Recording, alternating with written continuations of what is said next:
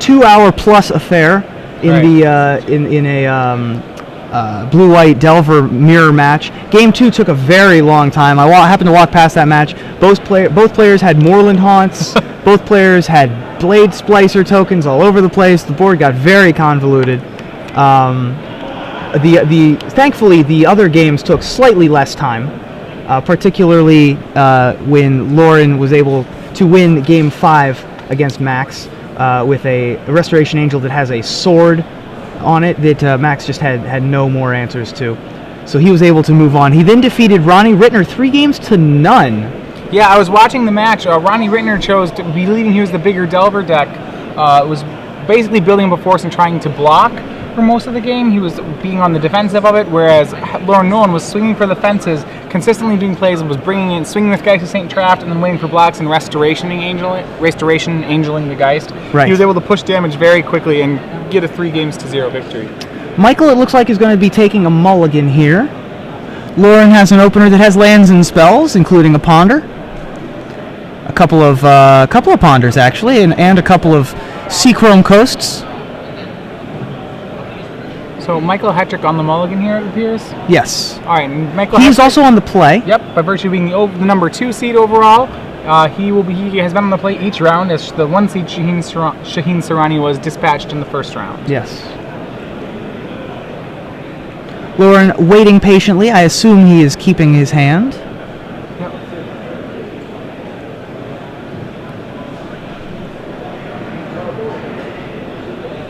Michael Hetrick, we were discussing, most known for being Ship It Hala on Magic Online, but certainly making a name for him, an actual name of Michael Hetrick for himself in this tournament, as well as his previous Grand Prix finishes. He's going to lead with a Copperline Gorge on the Mulda 6. Lauren has a Seachrome Coast with a Ponder that shows Cavern of Souls, Vapor Snag, and I missed the last one. I believe it was another Ponder. Was it another Ponder? I do not know what that card is. Might be an island, actually. Okay, that could be. Lauren's already yes, it is an island. Lauren's hand looks like it's already pretty heavy on lands. He's deciding to keep it as he still needs some lands. He's going to play more of a drawn-out affair. Now, Lauren, I think, has the Gut Shot. Don't see a Gut Shot in his hand. Oh, yes, he does. He does have the Gut Shot. He also has Dismember.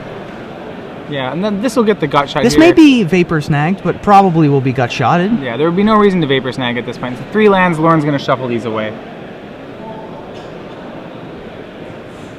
Remember, Lauren only actually playing 1 Gut Shot. Lauren's going to shuffle now with his Ponder. I haven't been able to peek. At Michael's hand. Looks like he has at least 1 other land in it. I see a checklist card, so either Daybreak Ranger or Huntmaster. And there's a Delver of Secrets from Lauren and Gut Shot. Alright. So, the Ponder at this point, Hetrick can only... So, looking at it from Hetrick's side of the board, Hetrick can only assume that the Delver is going to become a 3-2 next turn. But... Well, it is Daybreak Ranger. I guess, sorry, to be fair, he doesn't actually know that because it was shuffled. Hetrick has his main deck Daybreak Ranger, which is pretty good here. Daybreak Ranger is one of those cards that is often... I think it is in the abstract very good against Delver. A lot of times I'll see people boarding it in against Delver. It may not be as good in that capacity. Oftentimes Delver is able to... It's like it comes on a turn too late a lot of the time. But on this board state, since Lauren's con with mostly a defensive sort of game, you can assume that since he doesn't have the Vapor Snag here, that the Daybreak Ranger should be able to flip and do a significant amount of damage. Well, I see Lauren does have a Dismember in hand. Right. So that will either be able to take care of Huntmaster or Daybreak Ranger, depending on... Right. What will likely happen is Michael now with 2 flip cards in play, he's making Huntmaster, will attempt to flip both of his werewolves on 1 turn as a value play, and Lauren will be able, which is still a dangerous proposition against Delver, but Lauren will be able to blow that out if Michael does try to do it. Yes. Lauren, of course, either choosing not to or can not to, that was not well worded, but did not flip the Delver of Secrets. Had too many words in my brain and couldn't get them all out in a coherent order. Sure. So, pondering which creature he wants to... Oh, nope, he's going to Gitaxian Probe. Gitaxian Probe seems like a great call. He fooled me there. There's another Huntmaster. Yep. Another Huntmaster and a Forest. And a Forest. So the Huntmasters are oftentimes a red. I mean, Michael's deck essentially right now is playing like a red-green aggro deck. Though he's not playing red-green aggro, every card on the battlefield is seen in a red-green aggro deck. Yes. So from Lauren's point of view, you can just assume that that's what it is. Well, they've seen each other's lists. No, what I mean is like he can play as though it were as a though red-green. it were a red-green Yeah. aggro deck. Sure, that makes a lot of sense. Yes. So yeah, in this situation, Lauren needs to make sure that he keeps a fair number of Huntmasters off the table. If a Huntmaster is allowed to continue to flip, it will get him. So using 2 spells, Lauren's going to get rid of the Huntmaster. And he's going to crash in for 6 damage. Offering a trade with Daybreak Ranger, Hetrick is probably... I would guess I think he might accept the trade here. The problem is that he does only have 1 Huntmaster left, which gains him some life, but getting into a race here is very dangerous. You have to assume that Lauren, playing this way, has something else. Hetrick's going to try to keep the Daybreak, though. Yep. Lauren playing a 3rd Seachrome Coast into play tapped, while Michael has 3 Copperline Gorges. The lands from Scars of Mirrodin making their presence felt. Format's definitely going to change a lot when those leave standard.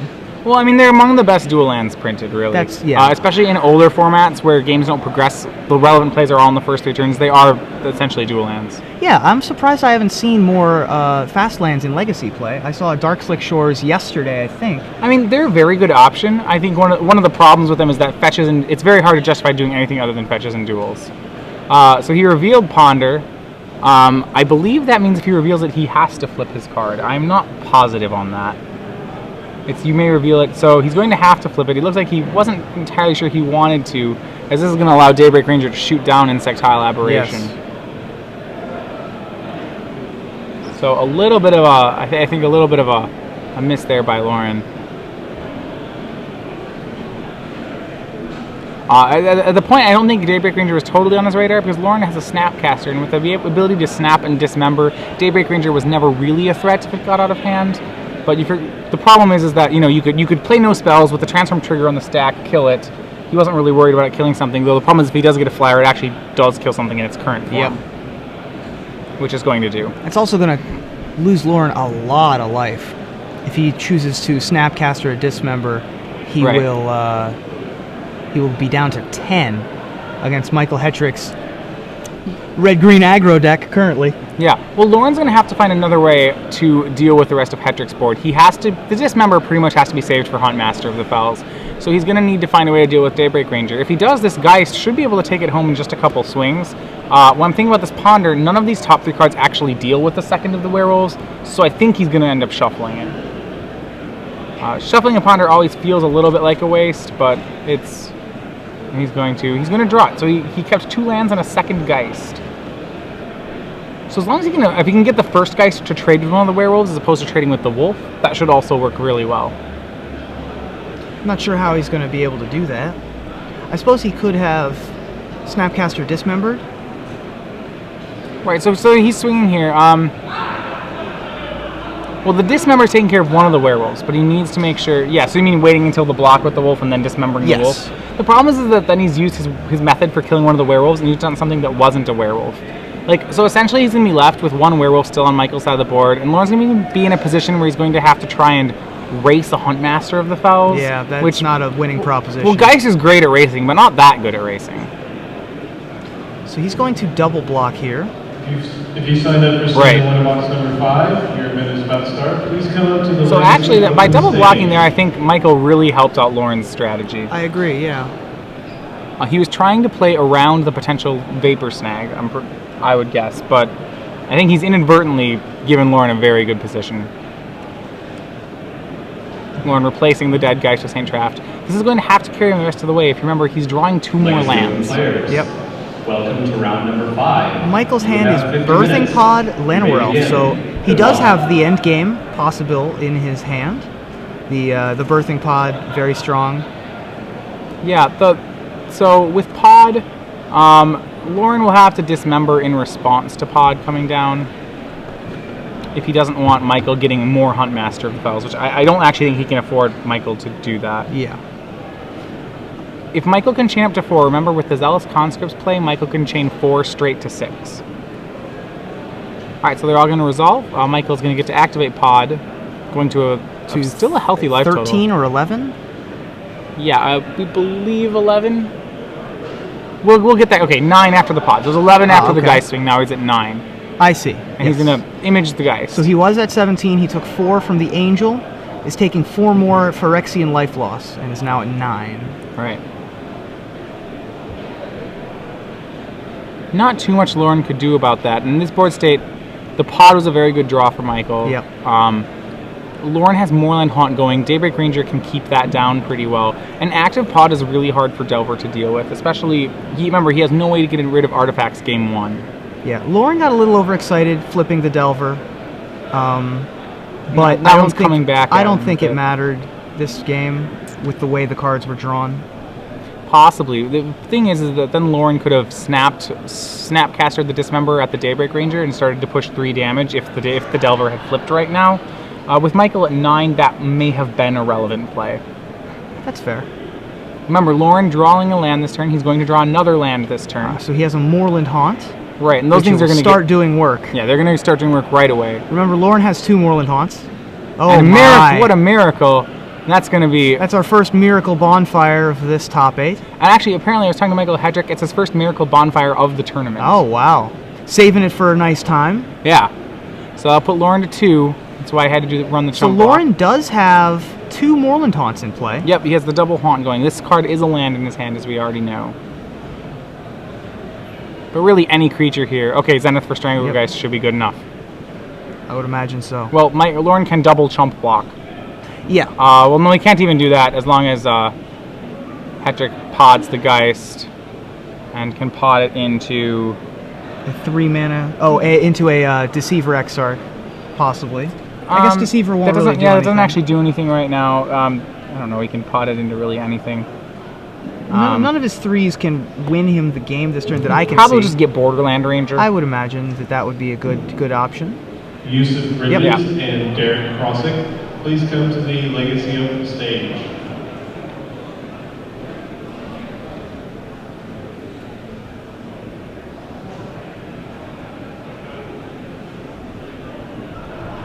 Alright, so he has 3 creatures. Loren Nolen pretty dead. He does have a sort of War and Peace, but no, he'll concede. So Michael Hetrick up 1-0 on Loren Nolen.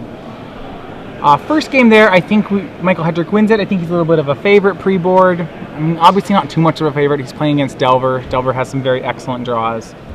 Let's look at what changes post-board, though. This is where the real, especially in a best-of-5 matchup, this is where the more important magic takes place. Absolutely. Twice as many games post-board now. And I always find that players don't play test enough, and so they don't play test sideboarded matches enough. However, I'm sure these two have. So sideboarding significantly more important in a best-of-5 final. Looking at the sideboards, Loren has Tamiyo, Consecrated Sphinx, Phantasmal Image, 2 of them, 1 Sun Titan, which I think might be a possibility, actually. Well, the cards he's going to like... So Phantasmal Image always comes in against Strength Geist decks. It's amazing. He also has 2 Blade Splicers. Those are also pretty... Against any green deck, I have to assume the Blade Splicers are coming in. One of the big changes about going from Geist of St. Traps to Blade Splicer has been a response to green decks. So I would imagine that comes in too. Consecrated Sphinx probably will also come in because Michael Hetrick actually has very little removal in his deck. Or at least... He will have some removal post-board, but still a small enough amount of removal that I think the Sphinx is good enough to be playing. So the question is like, what would come out of his deck? I would probably, the 2 Mana Leaks will come out. Maybe even some number of Gitaxian Probes. I would imagine these Sword of War and Pieces would come out. Yes, okay, very good. Yeah, I missed those. The swords will definitely come out. He also has a Mental Misstep in his board. I think that might come in to deal with Mana Guys, although it's pretty bad late game against his deck, as opposed to in the Delver Mirror when you can counter Ponders and Vapor Snags. As long as you can make it live, I'm pretty sure it's a good card. There's enough things where I imagine he'll be able to make it live, just with the 8 targets. Sure. He'll also bring in the Divine Offering. It's a one-of, but is But he can gain 4 here. life off of it, and it will also cut the legs out from Michael's plan. Yeah. So in Michael's plan, Michael is not going to go with the Hellrider plan here. He stays on his regular plan. So he's been using that plan against the ramp matchups or against any Titan decks. He's been going with Hell Riders. What he will do here is he will board in his Stinger Fling Spider and 2 Crushing Vines. Yes. Even though he can assume that Lauren will be boarding some swords out in this matchup, the Crushing Vine is still excellent against the Flyers. That with Restoration Angel, it's pretty much an auto run in this matchup. How do you feel about Consecrated Sphinx? Well, he does need to have some big stuff to pot into, and Consecrated Sphinx is a fine card. The question is if there's other stuff he wants to get rid of. I guess Ether Adapt might be pretty weak in the matchup. He needs to have enough 3s. I'd take it or leave it on Consecrated Sphinx. I can't see... I guess I may like it more than Inferno Titan, but I'm not even positive about that. I believe we saw him bring in the Kessig Wolf run against Jerry. Yeah, actually, the Kessig Wolf run seems like a very good choice in the matchup. Now, does he want to replace a card with it to be able to hit all of his land drops? Or Well, do you think that he wants to replace it with a land? So usually when you put lands in your sideboard, you're replacing spells with them. If you want to have a land, if you're boarding in, say, a Kessig Wolf run for a colored land, this is just general theory, so I'm not positive on this matchup, but generally when you're switching it for a colored land, the question you'd ask yourself is, can I just run this in the main and free myself up another sideboard slot? Sometimes there are actual matchups where you want to change your land count based on how the match plays out. Say, for example, if Hetrick's siding out mana creatures in the matchup, which he's not going to do here, but if he actually, for some reason, wants more lands, then oftentimes you'll add your extra land as a utility land, because you're essentially, here, Kessig Wolf Run, you're treating it more as a spell anyway. Right, and also he's going to theoretically be boarding into the second 6-drop, right. So he'll have a much higher curve. If he boards that in, he'll want to do that, absolutely. And his deck is geared toward a long game anyway. Lauren needs to take advantage of early pressure. If the game goes long, Michael is much better suited for the long game. Yeah. And so hitting all of his land drops. It's interesting. If Michael has a pod down, he's better at the long game. One of the neat parts about Delver is that it has so much good tempoing potential with Snapcaster Mage that if Michael doesn't have a pod down, Lauren actually is probably the favorite in the long game. Just between all the fact that, like, Delver never runs out of awesome things to do, but Rug Pod, when it doesn't have a pod, does. You know, Michael can run out of cards, and Lauren really can't. Yeah, when you're adding in a Consecrated Sphinx, maybe even a Sun Titan, he's added Blade Splicers and Phantasmal Images. He has much more of a long game than he did in game 1, of course. Sure. All right, so it looks like, is someone mulliganing here? Looks like Lauren just decided to keep, and so did Hetrick. So the turn 1 Ponder. Into 3 lands. I did not see Lauren's hand. Yeah, it depends how many lands he has. He's got at least one other land. Okay, Lauren did mull to 6. Lauren has a 2-land hand. Oh, so he kept a 2-lander. That does give him his White Source and a Moorland Haunt. Because the Moorland Haunt acts as a spell, it's probably a keep. Yep. And it is. So at this point, Lauren's hoping that there's really no more lands on top of his deck. After the 2 he knows about. Yep. You know, he knows he's going to draw 1 more, and then he'd probably like to stop. Lauren briefly debating about whether he should bounce this Bird of Paradise with his Vapor Snag, choosing not to. He's down on cards, and I don't think he's... probably not. Michael, meanwhile, played a turn 1 Bird of Paradise off of a Copperline Gorge. He played a second one and then passed back to Lauren. Lauren now debating again about this Vapor Snag. So the play of Vapor Snagging and birds usually is if Lauren wants to tap out for something here. Yes, the which card he has a he's Geist most in hand. Scared about, if he plays Geist, he'd be really scared that Michael's going to drop a Huntmaster. So the snag here is really to protect himself against the Huntmaster. And I think that's a pretty good play. It is essentially -1 card to do it, so like you have to make sure it's something you really want to do, because he's Michael already down true. 2 cards from being on the play and the mulligan. So Phyrexian Metamorph, the one-off. That's a problem. The fact that Michael was able to, that was his game right there. He was playing around Phantasmal Image, and it didn't work out. Yeah, Michael. Snapcaster Mage on Ponder here. Yeah, Lauren needs to reload and find another way to win. And his top of deck is very good. It's got a Delver in it and a spell to flip it, so he'll presumably draw the Delver this turn and then bury to, he has a Thought Scour and a Gut Shot buried under it. So. And we'll see a Delver of Secrets from Lauren. So here, at this point, he's hoping about no Huntmaster. I don't think it's going to work. I think there's a Huntmaster on the way. Well, that's the other checklist card. It's actually Daybreak Ranger, for mistake. So If you're in the room, from a distance, I assume all checklist cards are Huntmaster. It's not the case. let's get started. Birds, Daybreak Ranger. And there it is. So once again, Delver not really wanting to flip. And he's going to go ahead and flip it. He's going to Does flip he have it a anyway. Snapcaster He Mage? may. I didn't look at his hand. Oh, he has a Dismember. Okay. And I like that play. Lauren's hand is kind of ill-suited for the late game right now, so he wants to have it more for the early game. He's going to Dismember, so sure. Just get everything. Take 6. Only deal 5, but, you know, grab good control of the board. And a Moorland Haunt, which will make a token this turn. Delver, really such a versatile deck. It's games like this where I get really impressed with the deck. You know, he's basically he took a mull to 6, he burned a card on a Vapor Snag just for value, and now appears to be in control of the game. That's right. Michael does not have any more flip cards in his hand. He is going to Green Sun Zenith, though, for a Huntmaster, presumably. Yeah, almost certainly. That's a pretty strong play. Not only because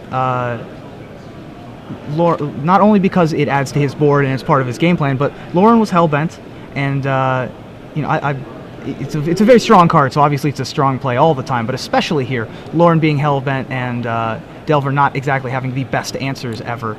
Yeah, Lauren. Ooh, and that. So there's the Celestial Purge. Really. Speaking of answers. Well, okay, so he's 1 land away from dealing with the Huntmaster, and if he can get Restoration Angel, he can flicker the Snapcaster and purge the Huntmaster. If he doesn't hit the land, he can flicker the Snapcaster and dismember the Huntmaster. Not as nifty, but good enough. He needs to keep the Restoration Angel in hand. The best part is because all of this is at instant speed, Hetrick can't actually pass the turn and flip the Huntmaster. Michael down to 10 after taking 4 from Flyers. He will play a Forest for the turn. That puts him up to 6, so he can cast any spell in his deck. Well, he does have a Birthing Pod here. Oh, he does. What that would allow him to do if he wanted, he can pod the Huntmaster into a Zealous Conscripts into an Inferno Titan. The biggest problem with that play is that it's an awful lot of life to do all that Phyrexian mana. And with Lauren Nolen's actual his end-step Restoration Angel, Michael might not have enough life to actually afford to do that. Michael still has another land in his hand. All right, so he's going to go 4. That's a lot of lands out of Michael Hetrick. So he could pay 4 life, but he's just going to go to 5. He's just going to go to 5. I'm believing for Stinger Fling Spider. Yep, and that'll get to Insectile Aberration. Really strong. It really blanks a lot of what Lauren has going on. Stinger Fling Spider is not a card that you see a lot of play. Sure, it was a very high pick in M12 limited, but that's true. Right. 2/5 reach, when it comes into the battlefield, it plummets. It destroys a creature with flying. Right. Nolen, and I think correctly, lets his Delver die. He needs to save the Restoration Angel to snap a Dismember at the Stinger Fling Spider. He can't let Hetrick pod that spider into something better. Agreed. Yes. So Lauren will add another spirit to his side of the board. Yeah. Sorry. Hetrick with a pod in the land. The event starts at 4.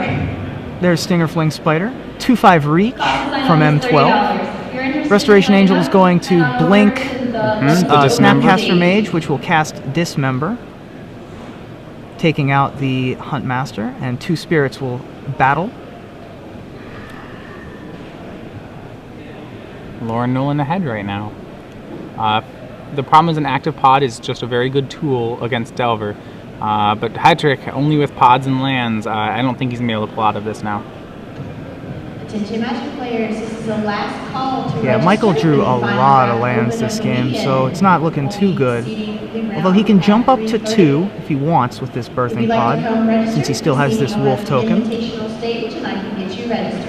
Yeah, he doesn't want to jump to 2 because he can't afford the life points of doing it. Well, he's going to. All right. This is probably going to be a Phantasmal Image. Yeah. Copying On Restoration Angel.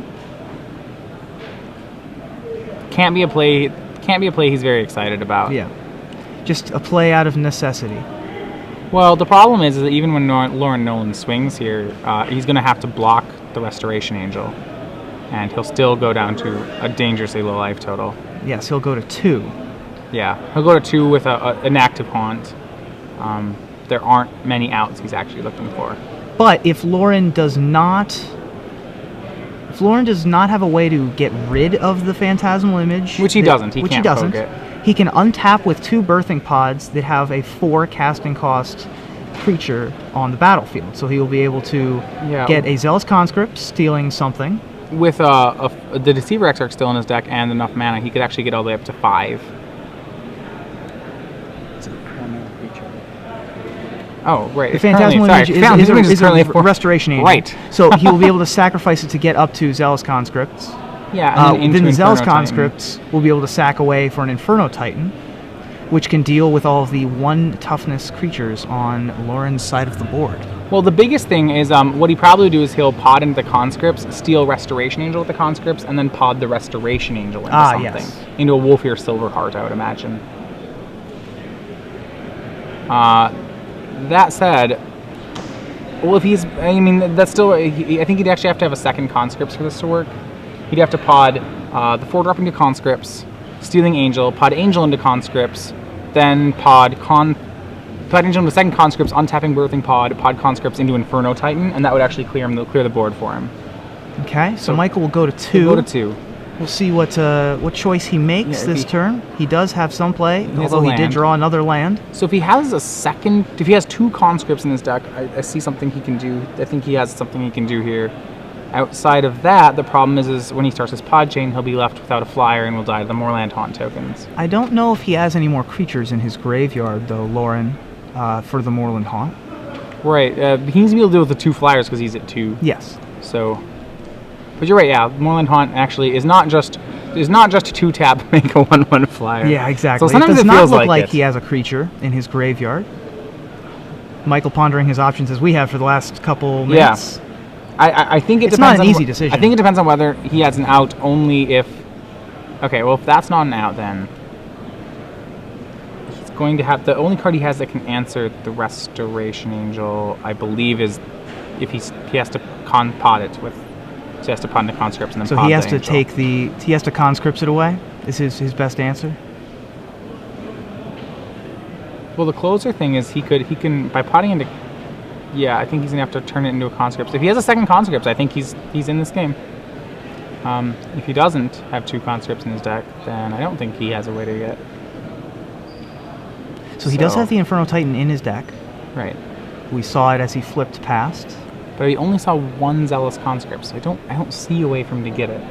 And then again, he's much more practiced with the deck than I am, so I'm really but excited. He's limited by his options. Yeah. And if he only has 1 conscripts, doesn't look like he's got a way out of Restoration Angel range. All right, so conscripts. There's will step 1. We'll see what happens now. steal Restoration Angel. Another thing he can do is he can... Nope, that doesn't work. I thought he could... Well, he could steal Angel, pod it into Silverheart, and he can deal 8. Yeah, but that's just not going to be good enough. 8 isn't 10. Yeah. Not going to be good enough. So he's going to steal Snapcaster Mage, So that's going to go get a 3-drop. which can get Deceiver Exarch, which can turn into a 4-drop, which would be A Wolfers... Or not, Huntmaster. Hunt Gain Master. him 2 life. But he's still going to be dead to the flyer. Well, no, he pods the Huntmaster. No, he can't. No, I don't see. It's a very tricky puzzle here for Michael Hetrick that we're not even Yeah. sure has a correct answer. Oh, I'm really excited to see what he comes up with. I can't solve this one. I don't have it either. I don't have one for him. I'm just a simple caveman lawyer trying to make his way in the world. If the Consecrated Sphinx is in his deck, that doesn't do anything either. Yeah. Even if he has the Consecrated Sphinx, and draws a bunch of cards. Yep, all right, and he can't find one He either. decides that there's no way out of this puzzle. So 1-1, Michael Hetrick and Lauren Nolen. The one thing I like about the puzzle, the aspect of it, is that Michael knows that step 1 of the puzzle is going to be to get Zealous Conscripts. So at that point, he can look through his Yes. entire deck. At that and say, point, "All he right." can take a look at his deck, actually have the puzzle in his hands to try and figure out what's going on. So we're going to move on to game 3 here. Michael Hetrick and Lauren Nolen tied at 1. With Michael on the play, do you expect any different sideboarding options? I don't believe I do. It's possible that he could bring in the Hell Riders for a more aggressive style. Well, the problem is that you can't run Hell Rider and Huntmaster at the same time. It's too much and the mana Huntmaster's cost. too good against Delver. It's too good in Silver. The only thing you could actually do if you wanted, you could board in 1 Hell Rider, but I don't even like that. Huntmaster is great here. On Loren's side of the board, he's on the draw now. The mana leaks almost certainly are going to come out if they weren't out already.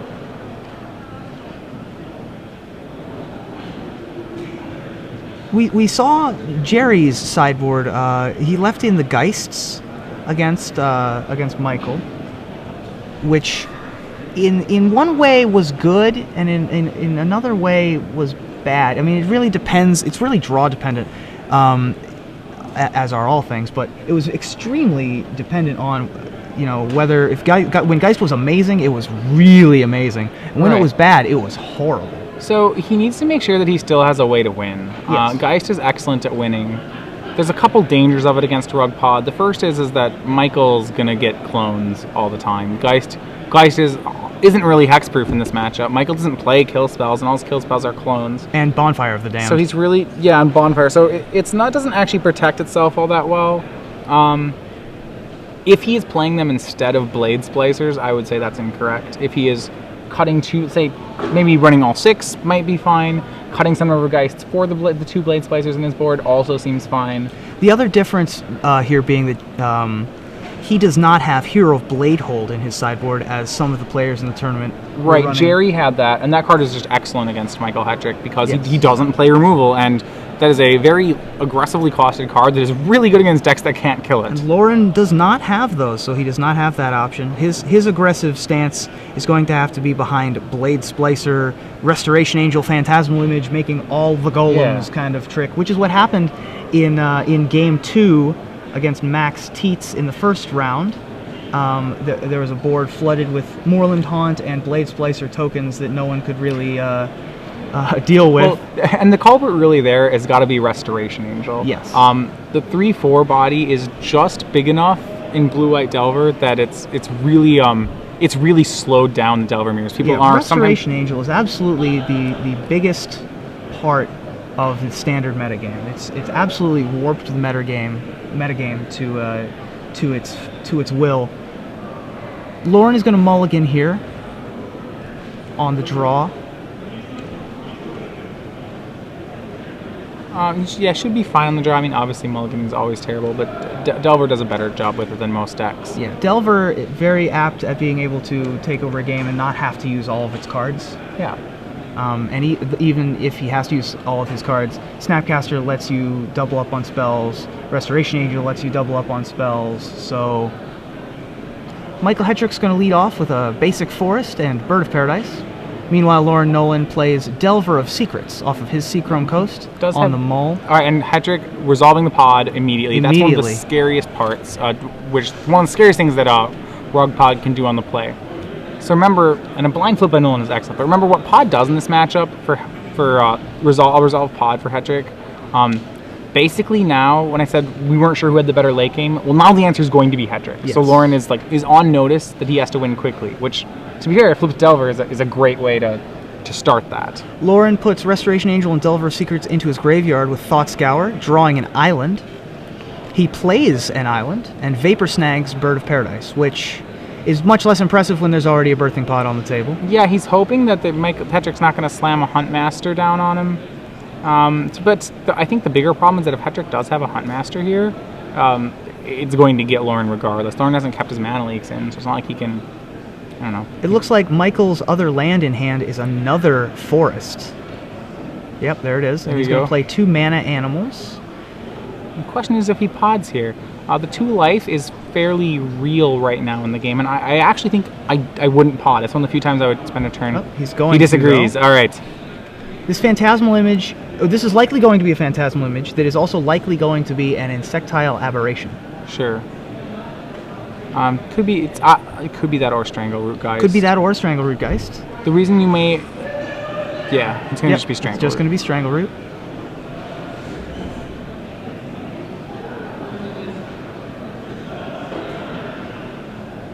So Strangleroot Geist getting in for 2, starting to put Lauren on a clock, although Michael is under a much faster clock with the flipped Delver.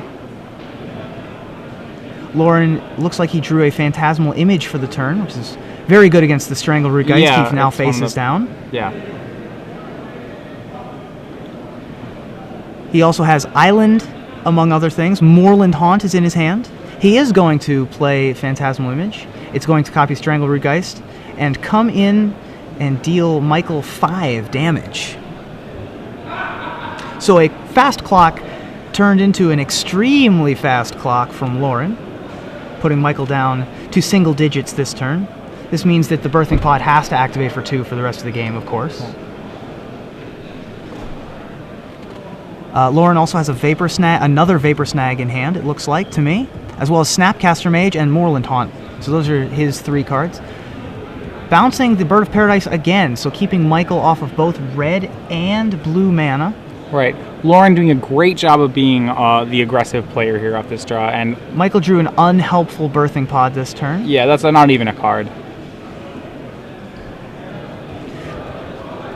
Showcasing the power of the card Delver of Secrets this game, because this game would not be nearly in Lauren's favor if it was just The turn one blind flips of Delver of Secrets, and we're not saying that people like when you play the deck, you'll expect this will happen every once in a while, because it does. You know, luck works that way. You will hit it, and it lets it transform into this very hyper aggressive aggro deck, which it's very like a 3/2 for 1 mana in blue.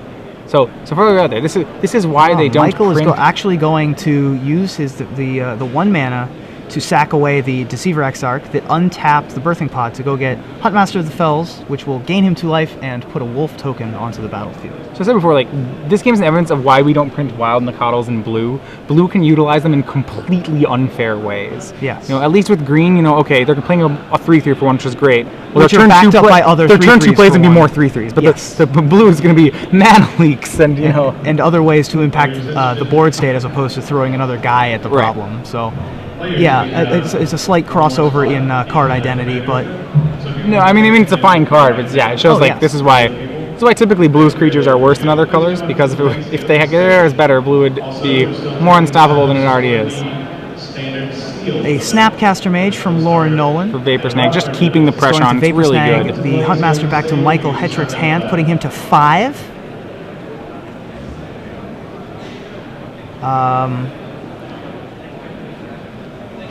Waiting to see how he decides to attack here. He's going to come in with everything. Yep. That'll Dealing- undie back.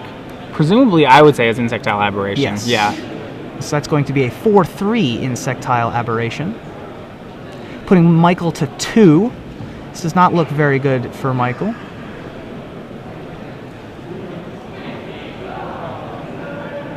Let's see what he can draw here. He's going to need. There's another Strangleroot Geist. That's not going to help him either. It's not a card that's going to answer this particular quandary. If he's kept Ether Adept in, he can pod into Ether Adept to get rid of the image, but he's still going to die to the original Insectile Aberration. Yeah. Yeah, I think he stumbled.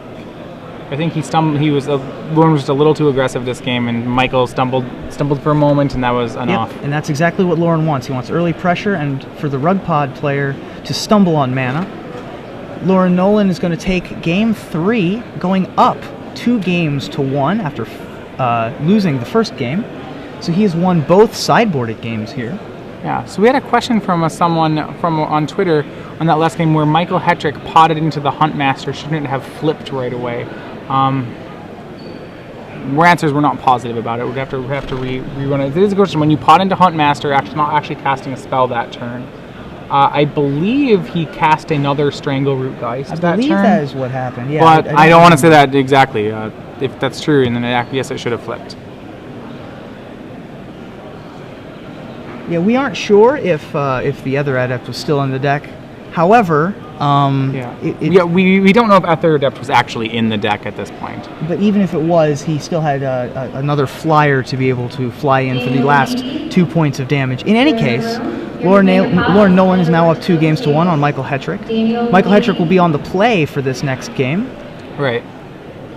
So Hetrick now on the play. He's going to have to win the next 2. Yeah. And I don't think he changes his board plan much.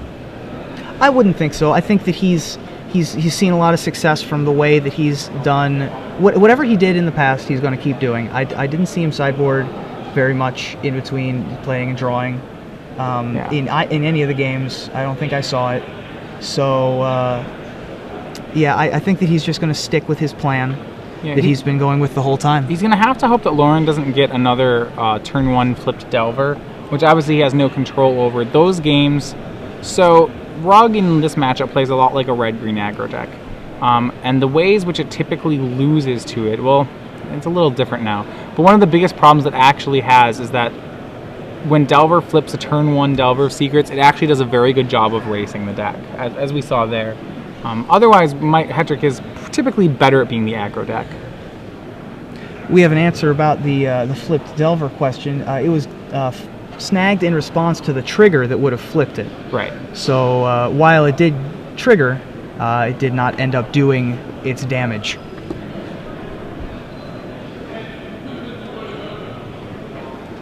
Both players, you can see Michael taking a drink there. Both players are still, even though it's the morning and they've only been playing a couple rounds, it's been a long time. Right. I mean, they've been playing for 3 days. This is their third day of playing the same These tournament. players are currently in their 5th hour. They started at 11 a.m. this morning, Eastern time. It's currently 3:40, so been a grueling match for them, especially Lauren Nolen going into a 2.5-hour marathon with Max Tietz in the top 8. Yep. Especially Lauren is very tired. You can tell just by looking at him that he's a little less bouncy than he was in the first round. And this is where actually, like at a tournament, and this may sound silly, having friends helps. Having someone who will run and get you food is one of the most valuable things. Yeah. If you find yourself in a premier event top 8, planning ahead of time, saying tell a friend that you'll buy him lunch if he brings you lunch. Yep. It'll be the best $10 you've ever spent. It's a little known fact that Magic is actually a team sport, and having a supportive team behind you it certainly helps. I mean, almost every PTQ winner, almost every tournament winner of any kind, below or above an F&M, is won by a group of guys working together. Every once in a while, you'll see one rogue deck designer who takes his own deck and goes into a tournament and wins like 2 or 3 in a row. But for the most part, Magic is definitely a team sport, and you definitely want to have a group of people behind you that will support you when you're doing well in a big tournament, that will play test the matches for you the night before, so that you can get rest. We talked about that a little bit earlier. The best model actually is I remember when Andres Prost had top 8 at Pro Tour Philadelphia, he grabbed some of his friends and he bought everyone dinner. He went to bed, and then he said, "You guys figure out what I'm supposed to do tomorrow," and it turned out to be a very good deal. So turn 1 and turn 2 Copperline Gorges from Michael Hetrick with no play. And dangerous. Yeah, Celestial dangerous. Purge gonna flip. Turn 1 Delver flip for Lauren Nolen. That's right. So he's going to attack for 3. Lauren has a Phantasmal Image in hand, so if he wants to, he can go in the super aggressive. That's what he's going to do. Hetrick has what red card is he hanging on to there? It's either Inferno Titan or he's Bonfire? I wonder, has he boarded in any of his removal spells? I mean, if it's an Arc Trail that This is a 3-turn clock represented by Lauren here. He's going to get Crushing Vines, the non... So there's no way that's an Arc Trail. Yeah, I mean, yeah. we would have seen it. Arc Trail would have been extremely good. Right. To be fair, Arc Trail would have come down on the Delver immediately, probably. Yeah, most likely. So still a 3-2 though. Hetrick will drop to 14.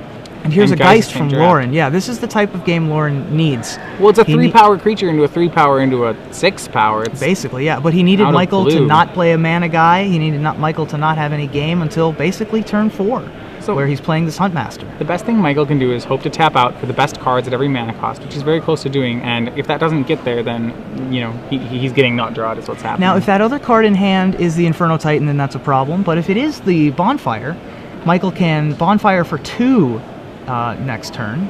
So that's going to... he's got Purge removal and spells Dismember. for both. So that'll swing 9, putting Michael Hetrick down to 7.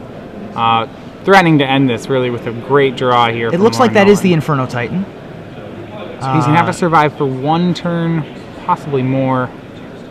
He has a Bird of Paradise in order to throw under the tires. Well, the bad news for Michael Hetrick is Lauren's hand he's having a great curve. His next play, if he can draw land, is he has a Restoration Angel in hand. Oh, wow. So I see there's a land for Michael Hetrick. I see Probably that going is to grab most definitely, another Huntmaster with Yes. the Zenith. That is most definitely an Inferno Titan. in Michael's hand, so he does not have the bonfire. He has a Green Sun Zenith to be able to go and get whatever he so chooses. Looks like a 3-drop. All right. If he wants. Yeah, at 3, he's going This to is go for gonna- Daybreak Ranger. Yep, and that's going to guarantee that he gets the land for the Inferno Titan. Well, right. What he's going to have to do with the Daybreak Ranger is actually, though, the problem is he's dead to a whole bunch of things right now. I was thinking of Borderland Ranger. Yes. Is that he's going to have Borderland to... Ranger, If I Lauren misspoke. swings, Michael has to run the line of chumping with birds, trading with Borderland Ranger. Yep. If Lauren can draw land for this Restoration Angel, I don't see... Yeah, there we go. Snapcaster, On Dismember. bird, and that's the game. That's the Lauren game match Nolen and Invitational. is So- your invitational champion, Lauren Nolen. Working, so Lauren Nolen, yeah, certainly not the biggest name in this top 8, but ended up pulling through it, and certainly will make a name for himself now. Lauren defeating Max Teets in the top 8, Yeah. 3-2, defeating Ronnie Rittner 3-0 in the semifinals, and in the finals defeating Michael Hetrick's Rug Pod deck 3-1. He is your Star City Games Invitational champion. Yeah, truth be told.